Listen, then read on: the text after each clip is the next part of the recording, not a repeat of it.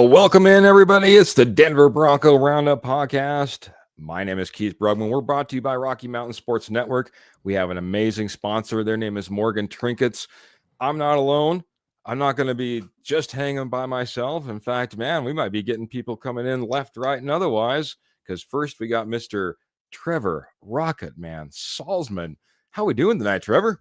Doing well, Keith. As you can, I think everybody can know, or everybody knows right now, just seeing me on screen, you know that, I'm wearing a little bit of a warmer cap than usual. So a little cold here at night in Colorado. So you definitely have to put the beanie on and get ready to talk some football.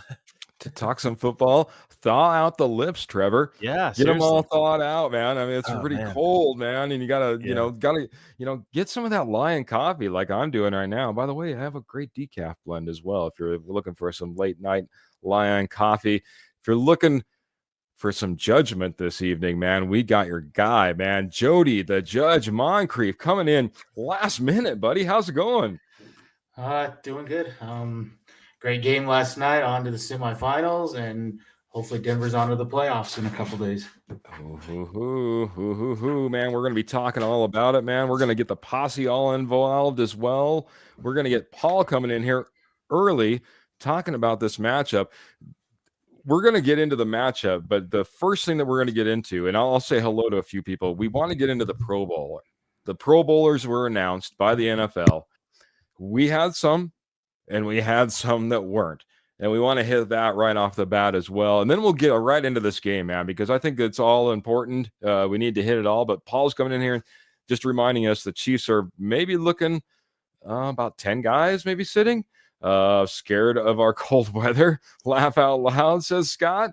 I'll tell you what, man, it was a high of 17 up here and maybe about 8 to 10 inches of snow. So not scared here. Roger's coming in, saying, hello, boys. How goes it? Long time no see. It's so good to see you, Roger. I was just thinking about you, and I'm not lying. That's not like one of those things where people are like, oh, I was just thinking about you. No, seriously, man. Just thinking about you just the other day, man. Mr. Dan coming in saying, LFG, go Denver Broncos. Go get that 10th dub. They got this. I love it. I love it. Mr. Phil McLaughlin coming in here, dropping 100 stars.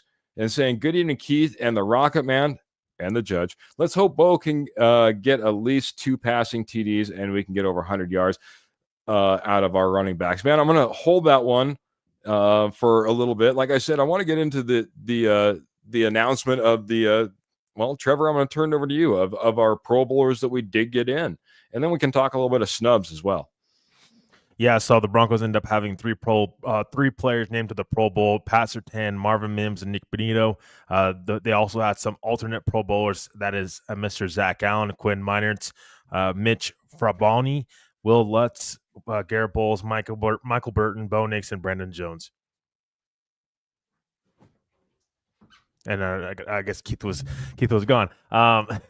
So the alternates, though, real quickly, I have them where they were at. Zach Allen is a 4th alternate. Quinn Meinertz is a 1st alternate. Mitch Fraboni is a 1st alternate. So the alternates are just when certain players drop out. Of course, like if they're playing the Super Bowl, or if players don't want to play in the Pro Bowl, these guys are the next man up. Garrett Bowles is 3rd. Will Lutz is 3rd. Michael Burton is 4th, and Bo Nix is 4th, and Brandon Jones is 5th. And Jody, I mean, obviously, when we start talking about PS2, we like that. Nick Benito, great. Marvin Mims, maybe a little bit of a borderline, but I can understand why he gets in with his ability in the return game. But the snubs, man, the snubs were tough, man. Some of these were tough to talk about. I don't know which one you want to go after first. There's a couple of big ones that really stand out. But Jody, the judge, where do you want to start on this, man? I think the obvious one is Zach Allen. Double-digit sacks. I mean, he's been a force all year on the D line, leads all D linemen in pressures. I would say he's the biggest snub of everyone on this team. Yeah, Zach, as Dan's saying, Zach Allen snub big time. 830 snaps, blowing away just about any other defensive lineman. 52 stops, 8.5 sacks, 65 total pressures. That's just a phenomenal. Over the 16 games that we've been able to tally so far, you're talking 65 total pressures. Guy's just an animal. He's out there. He's always working. And this is a guy that actually was hurt and had to be out of game as well. So, I mean, Zach Allen, good call out, absolute snub. You're not going to get any argument from me or from Dan. Trevor, you put this list together and you were kind of pushing this along. You got another snub, I'm sure.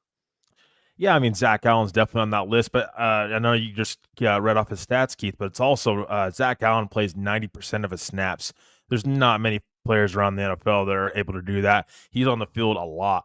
And so I think that we have to take that into consideration as well. But I think he'll make a first-team All-Pro. I think he's in line to do so. So maybe kind of a silver lining to the Zach Allen not being a Pro Bowl or not being named a Pro Bowler. But Quinn Meinerz to me also stands out. I think Quinn Meinerz, he's a big part of this offensive line just in total. And I just think that, he's getting paid like one, and I think he's played like it, this year pretty well. So, that he's another one that stands out. Anybody else, I don't think anybody else really stands out in the list. We've, Bo Nix being a rookie, I don't think he's going to get in, being a rookie. And then Brandon Jones, maybe I thought had a chance to get in, but I think there's a lot of great safeties out there. Too many that deserve it, maybe a little bit over Brandon Jones. So, for me, it's Zach Allen and Quinn Meinerz, the two that were snubbed, that didn't get a chance to get in, and but I wouldn't be surprised if they were named the first team All-Pro or second team All-Pro. Yeah, I'm going to get to that in a second because there's another comment in here, and I'm almost in a complete agreement. But I think the biggest thing as you went through that list, Trevor, for me, is hearing that Zach Allen was first alternate? No.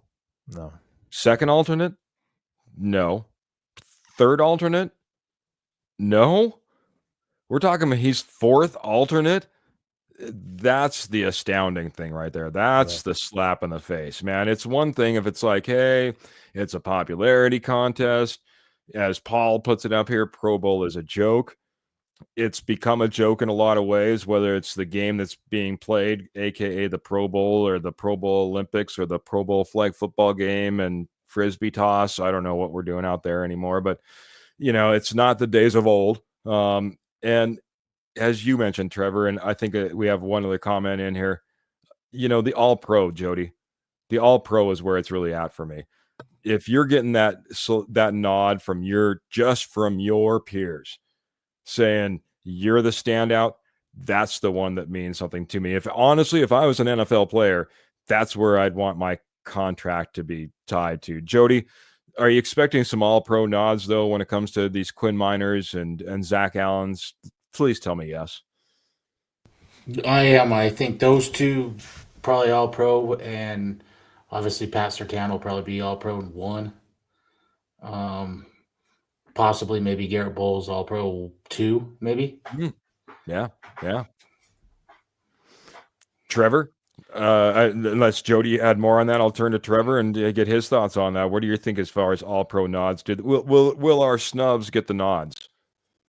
Yeah, I think Zach Allen and Quinn Meinerz would be the two that would get the nods, being All-Pro. And that's the thing is, I know the Pro Bowl is kind of a joke or just not, just not in a very good spot. Let's just say that. I think that, these players, they have bonuses in their contracts. And so a lot of this means something for them. They get paid a little bit more. So I just feel for these players like Zach Allen who busts their tail every single day.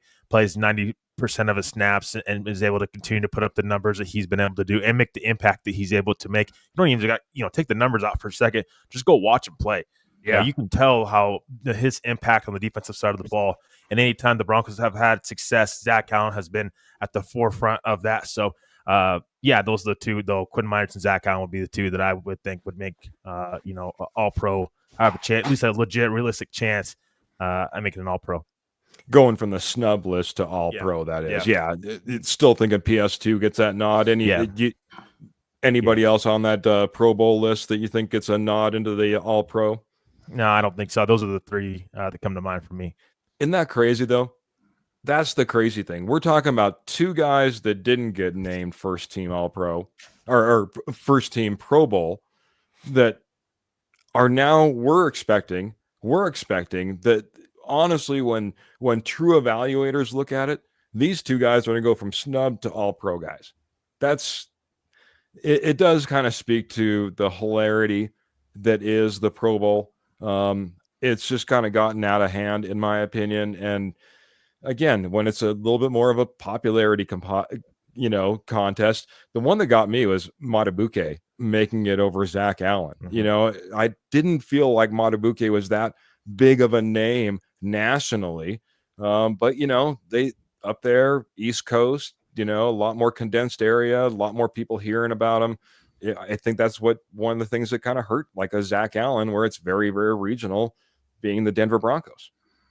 Yeah, well, and also Zach Allen having that big game against Cincinnati, it was a shame that the Pro Bowl voting kind of ended before then.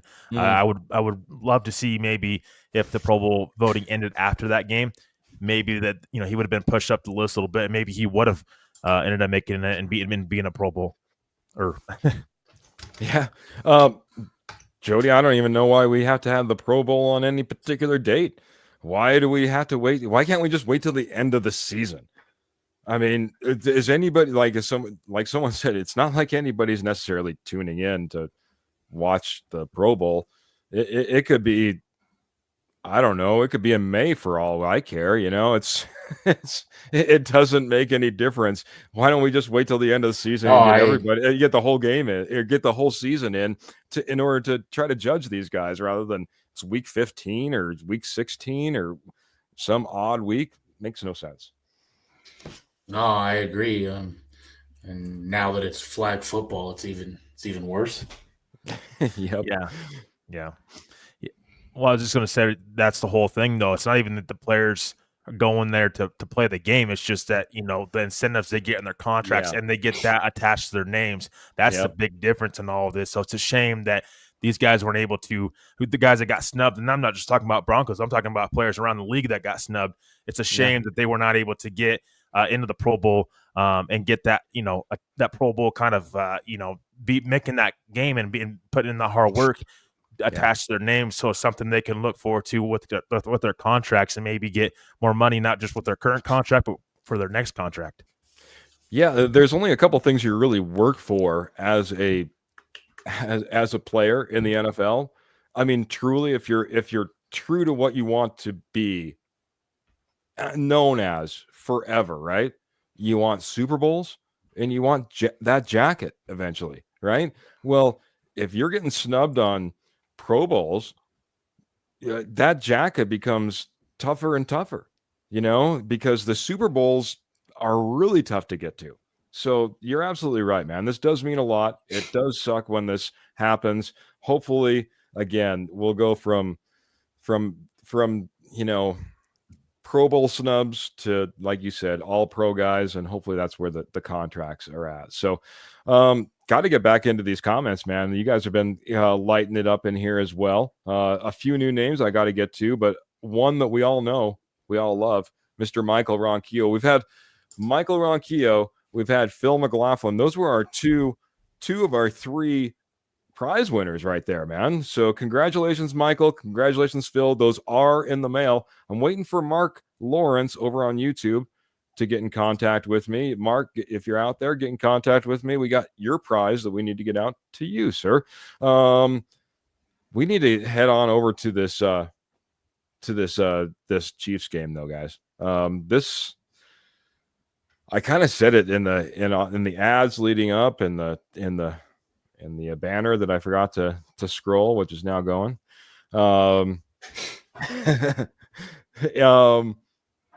This is one of the biggest games that this Denver Broncos team has had, and I don't know how long, man. Honestly, well, I know how long, since Gary Kubiak and Trevor Siemian were heading into the final week of their season with an opportunity to get into the playoffs, man. Think about that. So this is a huge game, guys. Now, that being said, I'm going to scroll up to the very top because we talked about it.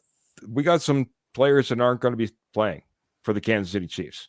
Trevor, did you say you had that list right there in front of you? I can definitely pull it up. He will. He will. If not, I can pull it up as well. I know Jody. I think you sent it actually in the messages as well. But we're going to see some guys being sat down. There's some doubtfuls. There's some absolute sits and or outs that we're going to see. Trevor, why don't you go over the outs really quick?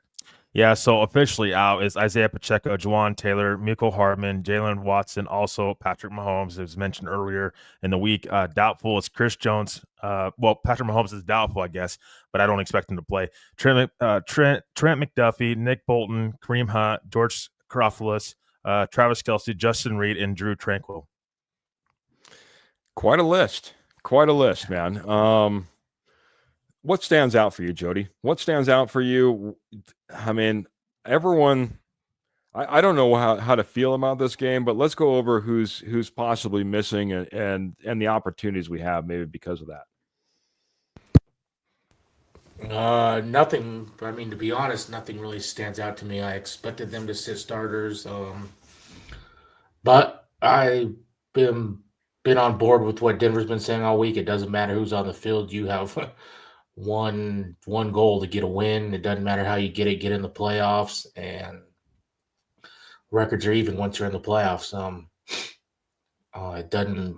We went to Kansas City and are a blocked field goal away from beating them, so that was with their starters. So, but don't underestimate this. I mean, Carson Wentz at one time was in the MVP running and had the Eagles humming before his injury. So Carson Wentz has been a starter in this league. They have other guys that are starters that have been starters in this league. So I wouldn't take any of this lightly.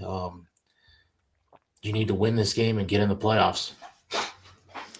I'll flip the same question to you, Trevor. How are you feeling about this list? These guys that are listed out or doubtful or ones that we don't expect to be playing, and how that's going to play upon the outcome of this game, man. Yeah, I mean, if you're the Broncos, you have to take full advantage of this. The excuses are starting to run out for this team when it comes to losing football games. And I'm sorry, if you can't beat the Chiefs' backups, do you deserve to go to the playoffs? You know, it's like they're kind of giving it to you on the silver platter and saying, "Here you go." You know, you have to take advantage of that. So it's huge. And the flexing the schedule didn't work. You know, it didn't work at all. You were 1/2 away against the Chargers from, you know, just not even having this conversation right now. Cincinnati, you were a first down away from not having this conversation right now. So a lot of things didn't go your way, but this is the time you got to put it to bed and go out there, and you're at your home field. You have home field advantage. On top of that, you know, the throwbacks, everything's leading up to the Broncos getting a victory. Now you have the Chiefs setting their starters out. The Chiefs are already looking towards the playoffs. You know, that's where their mindset's going. No, I'm not saying that's going to be an easy game by any means. Just like Jody said, Carson Wentz, former first-round draft pick, he's playing for a job. That's what he's looking forward to do. And so you have to be in this game. You have to be prepared and go out there and play Bronco football. And that's on both sides of the ball, all three phases of the field. Yeah, good friend Travis Johnson chiming in over on Facebook saying Carson Wentz is a capable veteran. We can't sleep on him. Phil McLaughlin, on the other hand, is saying, coming in with 100 stars, just reminding us, Wentz hasn't started a game since week 18 last year with the Rams. Pressure should get us some turnovers. So he's looking for turnovers in this game as a possibility. You know, this is, I heard this, and it did put a little context on this game. If we would have beat the Kansas City Chiefs when they blocked that field goal, they would have 2 losses right now, and they'd have all their starters playing. They would have all their starters playing against us. You're absolutely right. We need to take advantage of going out there when they don't have maybe everyone out there starting, when we don't expect maybe a Patrick Mahomes or a Travis Kelce or a Chris Jones to play for very long. Those are big pieces, right? But the flip side of this is for every guy that's sitting is a guy that's on a championship team looking for an opportunity, looking for the possibility of getting on a playoff roster down the stretch. These guys aren't going to be just sitting back and rolling over. These guys are playing like it's the preseason and their jobs are on the line. This is not going to be like an easy rollover game. And quite honestly, when I heard that Travis Kelce might not play, I'm maybe more worried about Noah Gray as it is. That guy is the guy who carried him when Travis Kelce was having a terrible season for the most of this year. There's a lot to be concerned about. That's my concern heading into here. Turnovers would be great, man. Turnovers would be great, Phil. This would be a one big key to the game that I think would definitely help the Denver Broncos, especially if those turnovers start early, right? If those turnovers start early and things start going in our favor, that's, I think, what we need to do. One big key to the game for me is an early start. Don't let them get in the game. They can't get in the game, guys. They can't get in the game. If they're in the game, then it's going to have every opportunity for them to try to want to win this game regardless. I want to get into that. There's been a lot of talk, and I want to get some thoughts. I'll go to Jody on this one first. Jody, do you think there's any possibility that the Kansas City Chiefs really don't want to win versus the Denver Broncos because of the threat of the Cincinnati Bengals? What level of, validity do you put to that argument, sir? 0. I mean, you've won 3 of 4 Super Bowls. You don't fear no one. You're getting your team rested and what you think is best for the playoffs. You've been to the mountaintop. You're not scared of anyone. Fair enough, man. Especially a team that's 500 or below 500. You're not scared. I like it. I'll flip it right over to Trevor, man. But Judge is coming down hard with a gavel, man. No validity in the thought that the Kansas City Chiefs are nervous about the Cincinnati Bengals and would like to see the Broncos get in. Trevor, your thoughts on that? I mean, I think that is part of it. I don't know about scared. I would just say that I would prefer the Broncos over the Cincinnati Bengals. I mean, how can you not when you have Joe Burrow in that offense? That's an elite offense. I don't think anybody wants to face that offense. And I think that's a Cincinnati team that can very well beat, Patrick Mahomes and that Kansas City Chiefs team. They've done it before in the past. So I think that's part of it. That's playing into the Broncos' hands a little bit here. But, I mean, I don't – because what are you going to do? You're going to be scared of the Dolphins and Snoop Huntley? No, probably not. So, I mean, it's just going to be – I think it is Joe Burrow. I think that's a big part of it, and that elite offense in Cincinnati. I don't think any team, even Buffalo, I don't think any team in the playoffs right now want to play want to play Cincinnati. That's fair. But I will say, dodging and playing these games – I'm always nervous about doing stuff like that, man. I don't care how you're doing it or what extra step you take in order to maybe ensure something like that. Man, the karma police, I feel like, would come after you and nab you, take you to jail over something in regards to that. Would not let you get to the Super Bowl and win it if you did something like that. I couldn't do that myself. You know what I mean? I just feel like that something would come back around. And if that's the case, and that's what the Denver Broncos do, if that's what the Kansas City Chiefs do versus the Denver Broncos, then heaven forbid, let the karma police come get him. Mr. Chad Jensen, man, MHH royalty over there. The man himself coming in here, dropping a few stars. Appreciate it, Chad. Good to see you. If you want to say anything, feel free to drop some ideas and some thoughts, man. Appreciate it so much, bud. See, I can't get on board with that just because you should have beat them in Kansas City. Why? How can they sit and overlook you? Why would they say, I want you again? True. You're that was Nick's in the middle of the season. Nick's has only, in my opinion, gotten better, and Denver's figured something. I wouldn't say a lot of things out, but they figured some things out. They can throw the ball deep now. They're getting some other players involved. I don't know why Kansas City would say, "Oh, I want Denver."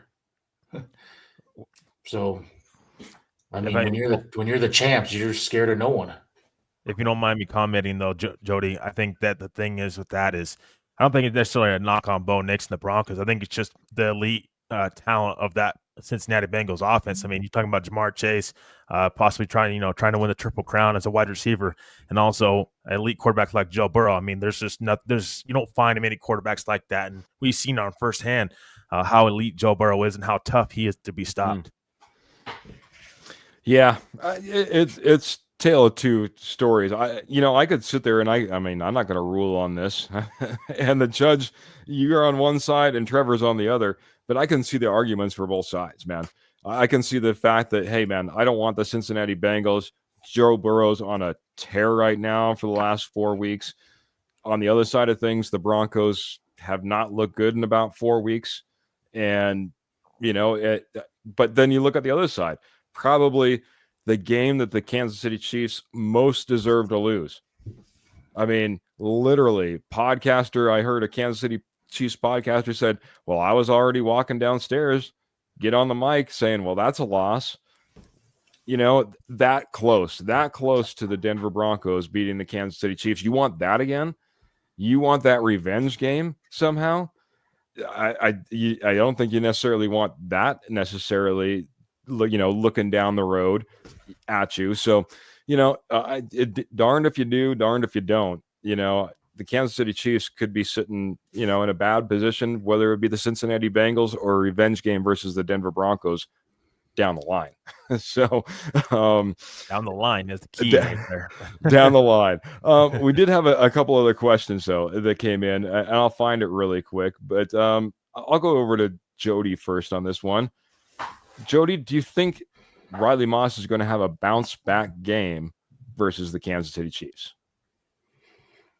I don't think he could have really much of a worse game. So, yeah, I do. I think there was a couple things. I mean, he had missed 3-4 games, and he came back against a red hot offense, and they picked on him. I think he will be ready this game. Kansas City, especially with the guys that are sitting, doesn't have the elite wide receivers that the Bengals do, and this might be a good thing. Get some confidence back going into the playoffs if we do get this win. Very good. Trevor, I'd kind of racked it up when we talked last to maybe being injured or maybe just not being in 100% condition to be out there and taking all those snaps and kind of being picked on and going into overtime and you name it for one Mr. Riley Moss. Do you think he gets his legs underneath him? Do you think he's fully healthy? Do you think he has a bounce back game versus the Kansas City Chiefs that might be resting a few starters? Yeah, I mean, he's not facing T. Higgins, when it comes to this wide receiver room in Kansas City. So I think T. Higgins was a mismatch. I don't think Riley Moss should have ever been on T. Higgins. Honestly, I just think the size advantage was huge, and it was hard for him to defend, a bigger, stronger wide receiver like T. Higgins. So, yeah, I mean, they don't, since Kansas City doesn't have that. So we'll see who we'll probably get more players, be setting out this game as time goes on.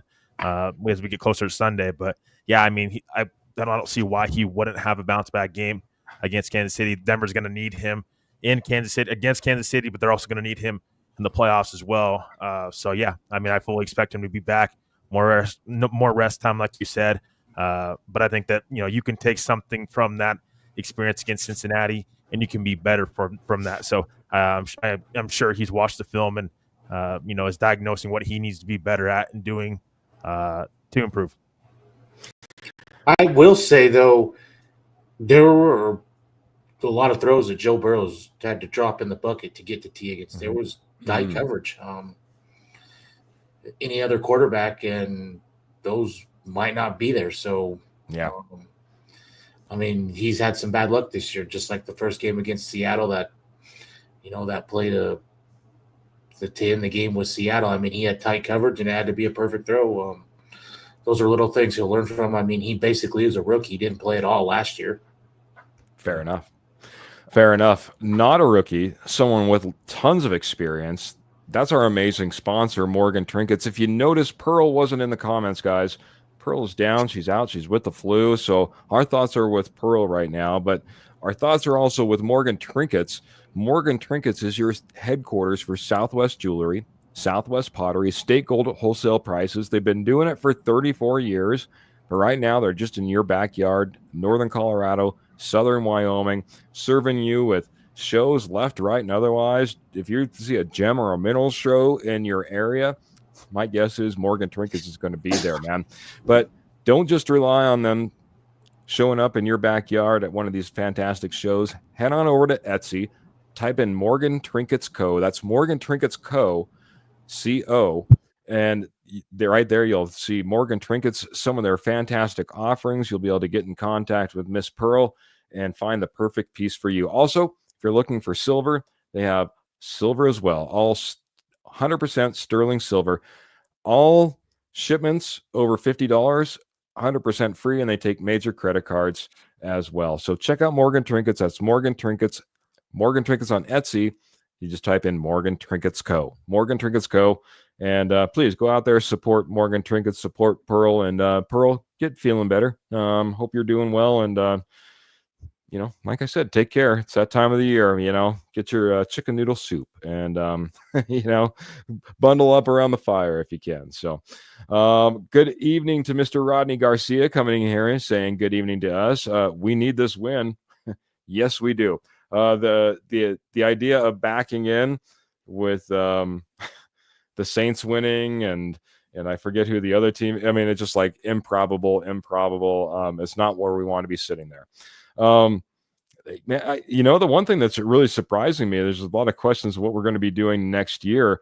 But one question or one comment that I saw come up, and I'll find it, I'll bring it up here as well, was, and I'll go to Jody on this one first. Jody, we need to go out there. We need to establish the running game early, and we put too much pressure on Bo Nix.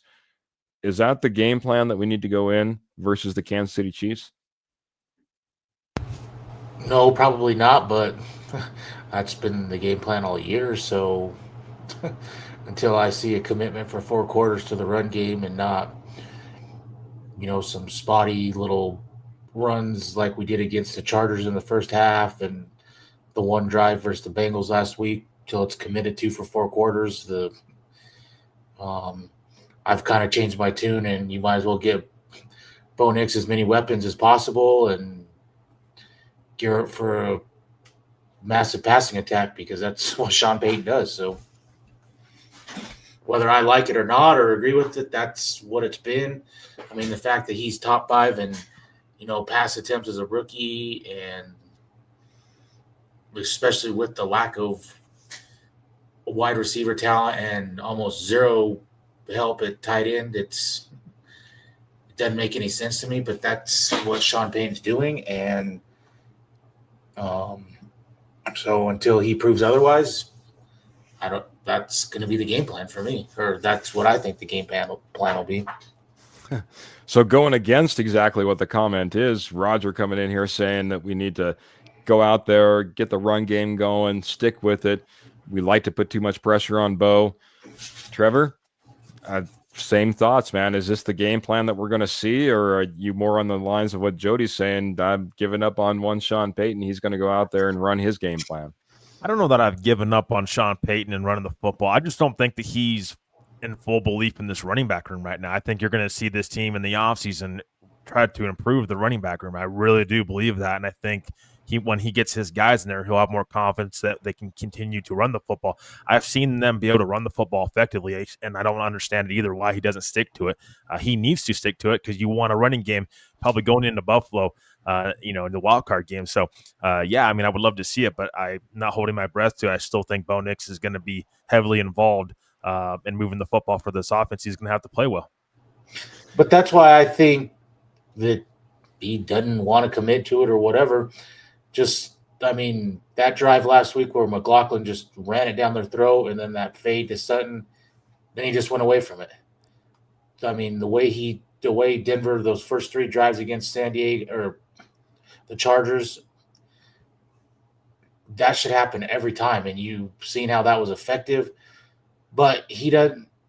It's like he doesn't want to commit to somebody. I mean, Blake Watson doesn't dress all year, and then he's in on the first, getting like the second carry of the game, and then last week he doesn't dress. It doesn't make sense to me. Especially when it's rolling and working. It's almost like he's got something to prove. Like, I took the 6th quarterback in this draft, and everyone doubted me for taking Knicks, and I'm going to stick it to you and show you that I'm right. It just feels that way sometimes with just the lack of weapons. And, you write on your play sheet, run it, and you still get clowned because you don't run the ball. I don't. Well, second half. So there's just something there that I can't put my finger on why he won't commit to it, especially when it's working. I'll go in defense of Sean Payton. I don't think very many people have said that. In fact, I can't. I don't think anybody has. I don't think I've heard a podcaster say this, or say that particular phrase. I think that you need to go out there sometimes as a coach, and you're trying to go out there and you're trying to get everything going, right? We talk about sometimes in basketball about getting everybody involved, making sure that everybody's touching the ball, right? If not, when you turn to them in the clutch, when you need them, you don't want them to be rusty.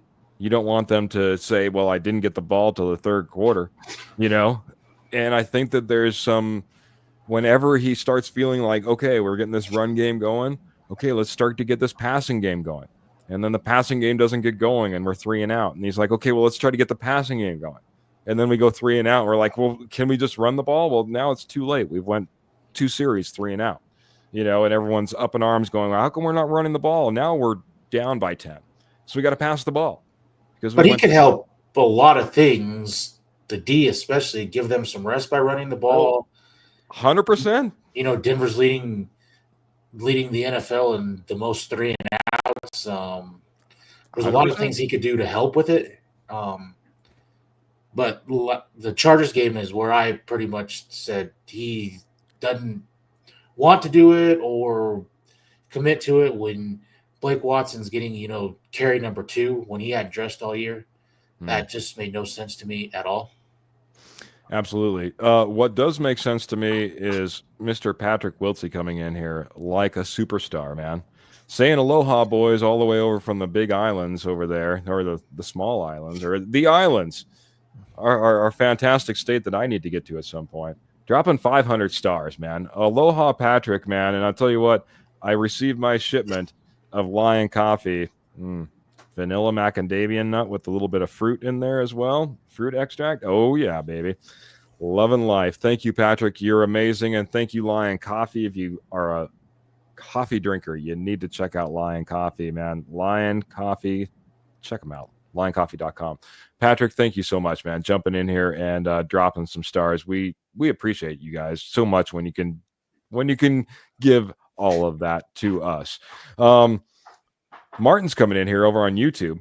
He says the Chiefs players want to win, but the coaches, I think, wouldn't mind losing. The coaches won't admit it, but it's in the back of their mind, in his opinion. Kenny says if there was a case for all the starter, if that was the case, all the starters would be playing a Sunday versus for the Chiefs. Okay, should have seen if there were some more context to that before I brought up Kenny. By the way, Kenny has been in here. He's been commenting in the background like a lot of you, Posse. I'm trying to get all caught up, and you guys are just blowing it up. But Kenny is part of the amazing K&K Sports Show. Do me a favor. Check those guys out. They got a Bronco show, got Giants show. They talk baseball. They'll talk ping pong. You name it. They're in it for you. So Albert Knoppers, the 4th horseman, coming in and saying Happy New Year and have a great show. Albert, sorry you can't make it, man. We will have a great show. Happy New Year to you, buddy. And good to see you, man. Good to see you. Rodney says if Riley Moss can get a pick six in this game just to start off early in the game and a momentum shifter. Let's get into it. We got about 20 minutes left, man. I want to just talk a little bit about just game planning. We'll go offense, we'll go defense. I want to talk about who needs to be involved. Who do you think is going to be getting the ball? How are we going to get this win? Trevor, I'm going to start off with you. We'll start on the offensive side of the ball. Tell me how this game's going to go down, man. And then we're going to get some score predictions in after we get all done with this, man. Yeah, I mean, we haven't seen a lot of the Chiefs' backups this year, so I think that you're going to be able to really do, be able to move the football in the passing game and the running game. I think, without Chris Jones being on that defensive line, the force that he is on that defensive line, I think, Denver's going to be able to should be able to control the line of scrimmage from the start. Honestly, so I think it starts with the offensive and defensive line, but, if we're talking about offense right now, it's the offensive line. And I think that's where you control it up front. Sean Payton is going to stick to the run for a little bit, but then he'll go pass save again more than likely. So, but I think that honestly, there's no really one specific thing you got to do. I think in this game, I think that you should be able to move the football at will, and that's just because how much more improved your starters are.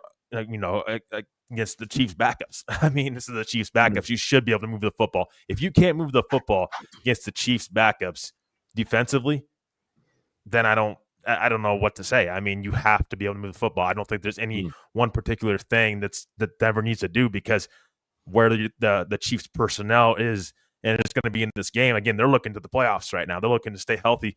Hey, we're thinking playoffs in a couple weeks. Broncos, they're here and now, and they're trying to take care of business now. So I don't think there's one in particular thing that they need to do offensively. I don't think you have to sit here and overthink it. I just be able to have a little bit more of a balanced attack, and just you should be able to move the football against the Chiefs defense. I don't think there should be much of an issue. Balance and dictate. We've been talking about run, and how we'd like to see that. Jody, we're talking offense. Phil's coming in here. He's dropping 100 stars, and he has maybe some thoughts of why we might see a little bit more passing. Sutton is 17 yards away from 1,000 and 82 yards away from a $500,000 bonus. Got a feeling Knicks will target him. This does become big down the stretch. You know what I mean? For these players, it does mean a lot. We just got done talking about contracts and Pro Bowl nods and the whole 9 yards. How much do you think that Phil is right in the fact that Sutton is going to be involved in this game trying to hit these targets? And when is that going to happen? Will that happen early? Will it happen late if we got the game more in line? What are your thoughts around this, bud? I think it needs to happen all game. He really hasn't been getting the ball the last 3-4 games, at least the last 2, really. I mean, he's had a couple touchdowns, but he has not really been getting the ball. I'd like to see him get back involved in this offense. So I don't know that the $500K bonus is a big thing to him. I think he wants to get in the playoffs for the first time. I think that matters more. But I'd like to see him and Knicks. The connection was there for whatever 5 or 6 weeks, and it's kind of went away the last couple games. I know Marvin Mims has been coming on, and that's one reason, but you still got to Sutton. If you're going to do anything, if you make the playoffs, he's going to be a key, player on offense. Fair enough, man. Maybe it's because of our devotion to the running game that he hasn't been getting the ball as much. I'm just kidding with you, buddy. Defensively, Judge. It might be Carson Wentz, it might be Noah Gray, it might be not, as well as not going to be Isaiah Pacheco that's out there. We know that there's going to be people missing, different guys out there. Anything special that you're looking for on defense when this game plays out? No, and I don't really like the mindset of you playing against their backups. I mean, they've had a lot of injuries all year, and they're 15-1 for a reason. They have legit depth on this team, and Thank you. They've got starters they've either got backups that have been starters or are fringe starters or starters on other teams. So I don't take, Noah Gray would be a starter on Denver's offense immediately. Samaje Perine would probably be a starter on Denver's offense immediately. You've got guys that are, they're probably still going to start 3 to 4 offensive linemen. Carson Wentz, he was just a few years ago was in the MVP race for the Eagles. He was throwing close to 30 touchdowns for the Colts. He was a number 2 pick for a reason. For as much as they say Kyle Shanahan is, revives quarterbacks, look at Andy Reid. He's probably the best head coach in the game right now. So, I don't like the notion of because he's a backup that you're just gonna go in and dominate. I don't like that. I am in 100% agreement with you, Jody. It's the mindset that I came in with this whole game, and the mindset that we need to have. I don't feel like these are backups. Like I said, I think these are guys that are playing for playoff rosters, and they're playing for almost like it's a preseason game when those guys are trying to make a roster. Right. These are guys trying to showcase for, a team next year when free agency hits. 31 other teams, man. Yep. Well, and you can't sit everybody. You can't sit everybody. You can only sit so many players before you're starting to run out of depth. This isn't college. Just like Sean Payton said it. He said it this week. This isn't college. We can't carry, amount of players that you can carry on the college team in the NFL. So not everybody can sit. Yeah. That was another great point. Like I heard, they're not sitting 22 players. No. That doesn't happen. Another good point is a lot of times offensive and defensive linemen, they don't want the break. They want to keep going. They want to keep chugging. That's where they're used to that. You see a lot of times down the stretch, these guys, whether it's themselves or the fact that you can't replace every guy on the roster, offensive and defensive linemen play. So a lot of these starters we're going to be seeing in the trenches. Some of the more skilled position players, we'll see them maybe duck out or not play at all. But again, to Jody's point, not to be taken lightly. Not to think that these guys are just a bunch of rollovers. They're NFL players on one of the best teams in the league who tend to be drafting quite well for themselves as of lately as well. Kenny Kirkpatrick came in here. He's been in the comments. He's been now dropping stars. Kenny, you didn't have to. You're the stepfather. But he does have a question to ask. And there was another one that up the chain quite a ways as well that was along the same lines. I have to ask, if the Broncos were to lose, does Peyton get blamed or is VJ the scapegoat? Heard another one that said that we should get rid of Sean Payton because this is 2 years in a row we've stumbled down the stretch and that didn't get into the playoffs. So maybe a call for Sean Payton's head a little bit already. But Kenny, with his stars, I'm going to go to you first, Jody. Does Peyton get blamed or is VJ the scapegoat? Or neither? Neither, really. Because I think both of them have. I think Sean Payton has to look in the mirror and say, "We're $53 million in dead cap. We're doing this with 1, a rookie quarterback, 2, below average talent on offense, 3, below average, middle linebackers, safety. You got a lot of holes really that you've masked pretty well this year." So, I don't think anyone is really a scapegoat unless you get another Miami type game from last year, or you give up a lot of points, or you don't score anything, something like that. But if you just lose the close game or whatever, I don't think there's a scapegoat really. I think there will be a lot of self-reflection, but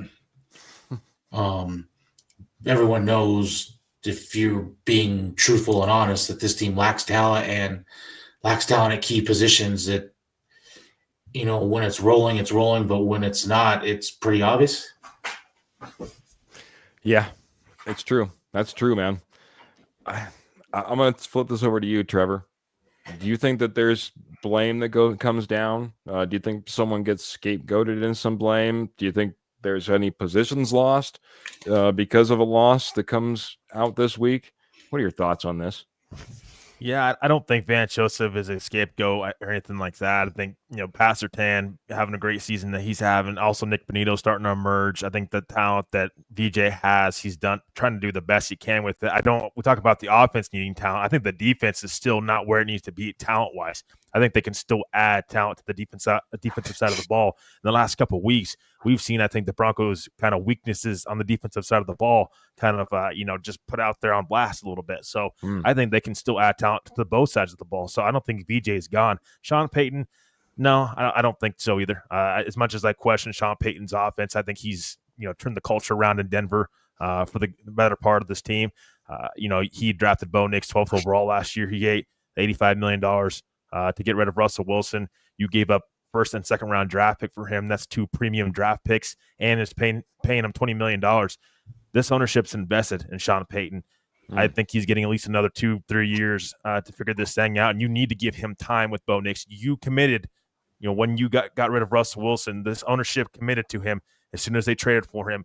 A lot of different, a lot of pretty big, huge commitments to Sean Payton.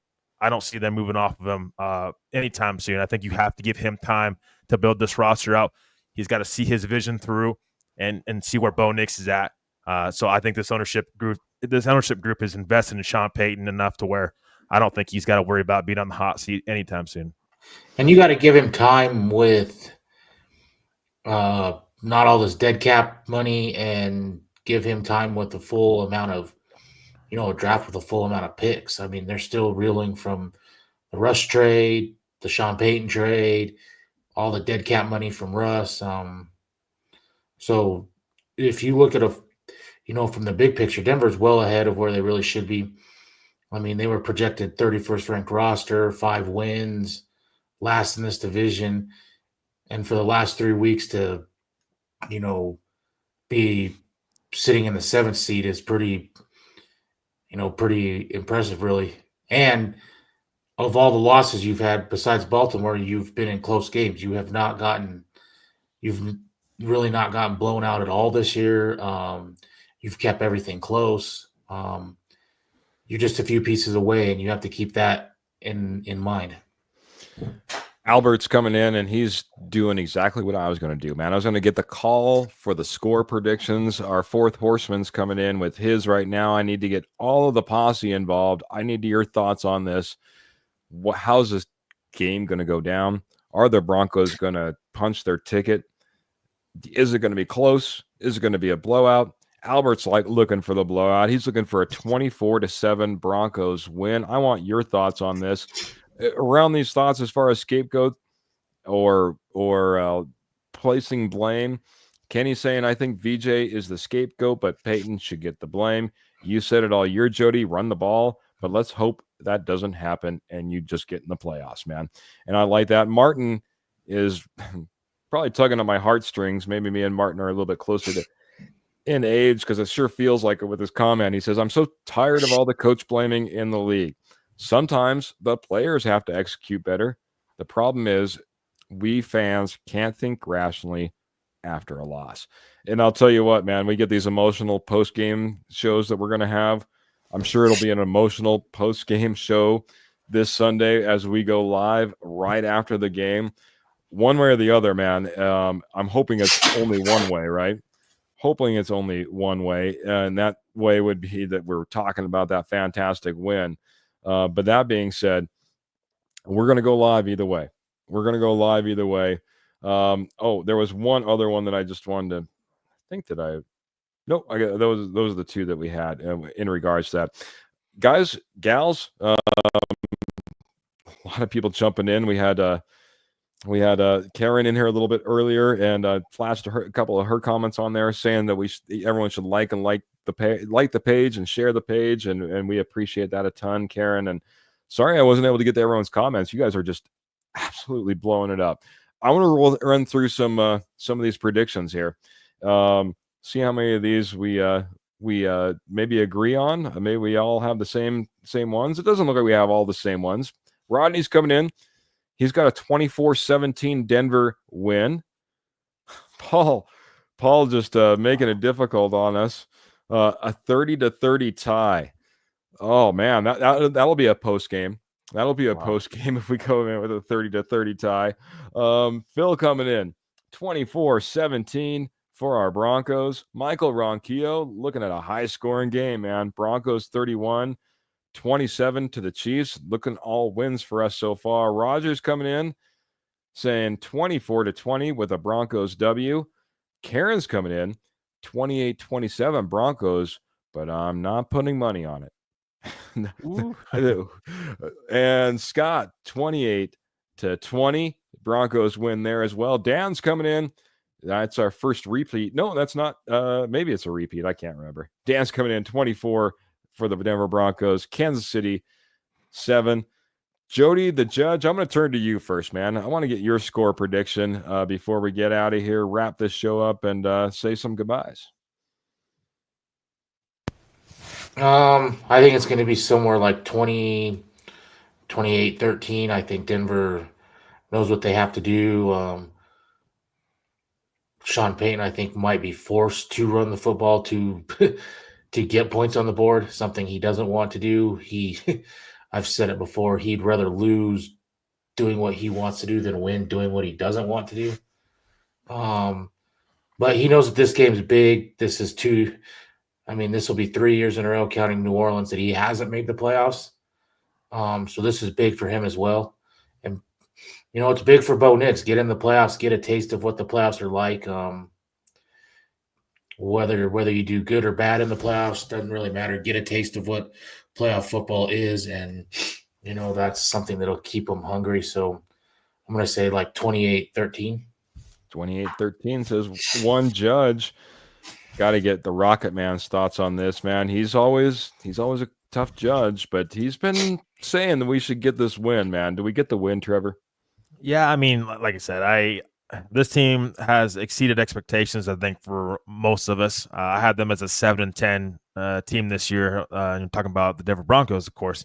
But I think they will get a win on Sunday. I think they got to. I mean, you're just talking about a Kansas City Chiefs team that I think we're going to hear about more names possibly sitting as we get closer to Sunday. And we've already heard a couple of names, but I think it's going to be 28-17 Broncos. I don't think it's going to be as close as people think, just because that is the Chiefs' backups. I know they're going to come ready to play. I get that, but we're talking about the Broncos starters against the Chiefs' backups. And I know it's Carson Wentz, and he was a former first-round pick, and I get that, but there's a reason Carson Wentz is the backup quarterback. So I'm just just have more hope in this team because they know they need to get the job done. Cortland said it. Cortland Sutton has said it multiple times as well. We don't care who's putting a Kansas City Chiefs helmet out there, and we don't care who's out in the field for the Chiefs. We know we have to take care of business. We know we have to win. So I have full confidence this team's going to be able to do it. They know what's at stake, and so I expect them to come in and ready to go. And I don't see why they couldn't put points up against this Kansas City Chiefs defense, being that it's a lot of their backups. Is a lot of their backups. Logan, my guess, is the Chiefs fan coming in here over on YouTube. He's thinking the KC still has a chance, man. 28-14, more than a chance. He thinks they pull out the victory. It's something that I'm nervous about, and Karen's kind of been in here talking about how nervous she is about this game as well, man. For that reason, man, I don't have it close. I was, I might even, in fact, I'm going to make a last minute change here. I'm going to make a last minute change on what I wrote down. I'm going to up it by 3 points. I'm going to say the Broncos win 24-20 in this game. I think this is going to be a tight game. I think it's going to be a tough game. I also like what Karen says. The run gets us nowhere. Feed the receivers, spread out Casey's defenders, and then the run game can open up, hopefully, I think that honestly, I think it's done. I'm done trying to play the games of, hey, maybe we should try to get the run game going. Yeah. That's great in week 6, week 8, week 10 in this 17 game season. By the time you're in week 17, 18, it's done trying to play the games. You are who you are. Just go ahead and just buy into it and go full force. Why don't try to get things going now? Not for the not at the expense of actually moving the ball and putting points on the board. So, like Kenny says, very nervous. I'm not going to lie. Broncos 20, Kansas City Chiefs 16. We be who we be. We be who we be for sure. And we're going to get some final thoughts as we get out of here. I'll go the same direction.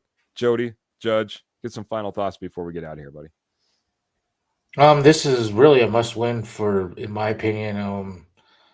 You've needed one win for the last 3 weeks, basically, to get in the playoffs, get it done. I don't really care how you do it. You can do it on a block field goal, missed field goal. I don't really care. Win 2-0. I don't care. Just get in the playoffs. And this is all about getting, this young core a taste of what the playoffs are like, and then everyone's 0-0 in the playoffs. And we've seen last year with, in my opinion, a worse roster. We went into Buffalo and won, so it can be done. But get there first. This is important. Yeah, this is big. That's how I started off, man.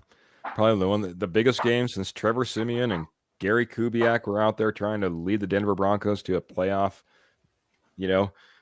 birth that long ago. Trevor, some final thoughts, man. Yeah, I mean, I think everybody should be excited. I mean, it's just, I know it's tough when you're on a losing streak, and I get it, but those are playoff teams. The Chargers, and it's Cincinnati. The Chiefs are not looking at this and looking to try to win this game. Clearly, they're setting their starters. They're trying to rest. The Broncos should have every advantage possible. It's home field advantage. Oh yeah, you're wearing your throwback uniforms. Last time they wore the throwback uniforms against the Raiders. That's pretty good game for the Broncos. So I just think that they know what they got to do, and I don't care how they do it. Just get a win, and that's if it's an ugly game or if it's a blowout. I don't care. Just get a win. Find a way to get in. If you got to sneak in the playoffs, just get a win and control your own destiny. This 2-game losing streak. This team, it's been so close the last couple of weeks, though, against the Chargers and Cincinnati Bengals, 2 playoff teams. The Broncos have been close to. They just got to figure out how to close those games off. And so I just think that this Chiefs team just being the backups, and I know it's, they're going to come in, they're going to be ready to go. It's Andy Reid. I get that. But I just think Sean Payton, I have confidence that Sean Payton's going to have this team ready to go. And the starters, Denver starters, know what they need to do, and they can control their own destiny by just getting one more win. Kenny's coming in here with an overtime question, man. I'll do this rapid fire, man. Jody, Kenny wants to hear an unsung hero in this game on offense is going to be Troy Franklin. Troy Franklin busting out would be big. Trevor, unsung hero on the offense in this game will be Marvin Mims. Going the 2 speedsters on the roster. Marvin Mims, Troy Franklin. I'm going to go a little bit more inside, a name that we haven't called out in quite some time. I want to hear Lucas Kroll go off, maybe get a couple of tutties in this game, man. I mean, hey, why not, man? We're going to be passing around probably more than we're going to be running it. If we can get some tight end production, I was thinking, is it going to be Troutman? Is it going to be Adkins? Let's just go with the guy that should be getting the touches. Let's see Lucas Kroll get involved, man. That would be awesome, man. Unsung hero, Cody Barton coming in on defense for Paul. Awesome. Give me the guys I've been wanting to see all year. Lucas Kroll, laugh out loud, says Kenny. I appreciate it. Man, we go live every Tuesday, every Friday, 7:30 p.m. We hang out for an hour with the posse, like all of you guys, all of you gals. We go live. We bring in your comments. We get amazing stars dropped on us. We appreciate all of that. We also have our post-game show. Our post game, we go right after the game, man. And if there's a one that you'll be wanting to tune into, let's make it this one. Let's be coming in there talking about a Denver Broncos win. Let's be talking about the playoffs. I don't want to be talking about, a lot of our comments that we were in here talking about. Sometimes it's like, hey, we can get this in the offseason, that in the offseason.